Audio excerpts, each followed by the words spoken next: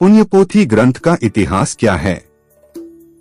उस समय की बात है जब श्री श्री ठाकुर अनुकूलचंद्र कीर्तन करते करते बेहोश हो जाते थे। बहिरा चेतना लुप्त हो जाती थी। उनका शरीर बहुत समय तक निस्पंद पड़ा रहता था।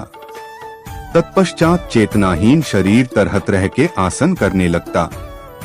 उस समय ऐसा लगता था कि मानो कोई अदृश्य शक्ति उनके पवित्र शरीर पर क्रिया कर रही है।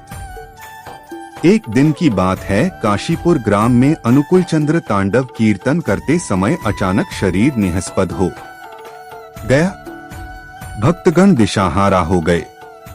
पाबना शहर के सबसे बड़े डॉक्टर को बुलाया गया। परीक्षा करने के उपरांत डॉक्टर ने उदास भाव से अपना मत व्यक्त करते हुए बोले कि हृदय स्पंदनहीन और नाड़ी विलुप्त है, शरीर में प्राण नहीं है।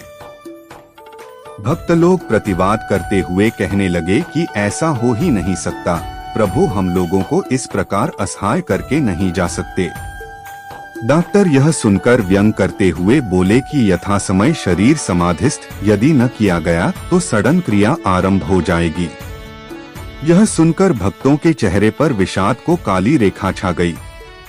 अचानक पैर का अंगूठा हिलने लगा। कुछ देर तक कंपन करने के बाद थम गया।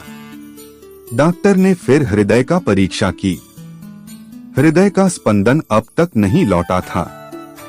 देखते देखते मुख का रंग परिवर्तित होने लगा। धोरे धीरे दिव्य प्रकाश से ललाट आवत हो गया। होठ हिलने लगे। मुंह से शब्द निकलने लगे। डॉक्टर ने जिसको मुर्दा बतला दिया था उनके मुंह से धारावाहिक वाणियां निकलने लगी।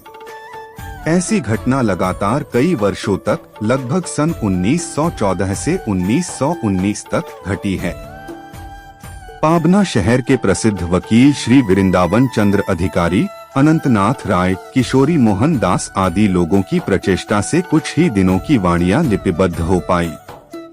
वाणी कभी कभी इतनी द्रुत गति से निकलती थी कि जिसे लिखना बहुत कठिन है, इसलिए कई व्यक्ति एक साथ लिखते थे।